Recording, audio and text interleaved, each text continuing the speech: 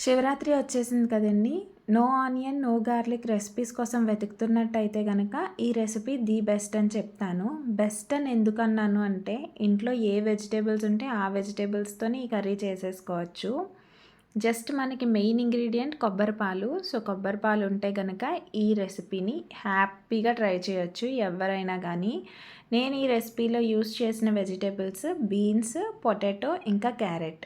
మీకు ఇవి ఇష్టం లేదా? మీకు ఇష్టమైన వెజిటబుల్స్‌తో మీరు సేమ్ రెసిపీని రీప్లేస్ చేసుకోవచ్చు. Cauliflower, mushroom, paneer, green peas ఇలా ఈ వెజిటబుల్స్‌ని కూడా ఇందులో వేసుకోవచ్చు. మీకు నచ్చిన వెజిటబుల్స్ వేసుకోవచ్చు. వీటికి యాడ్ చేయొచ్చు, లేదంటే వీటి బదులు వాటిని రీప్లేస్ కూడా చేసుకోవచ్చు.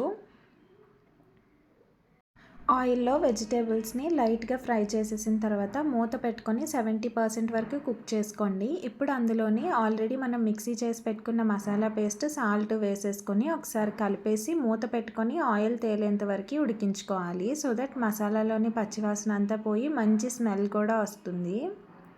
ఇలా ఆయిల్ తేలిన తర్వాత ఒకసారి కలిపేసుకొని ఇప్పుడు కొబ్బరి పాలని వేసేసుకోవాలి ఇందులో. కొబ్బరి పాలు వేయడం వల్ల కర్రీకి మంచి టెక్స్చర్ వస్తుంది. అలాగే మంచి ఫ్లేవర్ కూడా వస్తుంది. లాస్ట్‌లో ఒక్క స్పూన్ షుగర్, కొద్దిగా కసూరి మేతి వేసేసుకొని సర్వ్ చేసేసుకోవడమే. చాలా యమ్మీగా ఉంటుంది.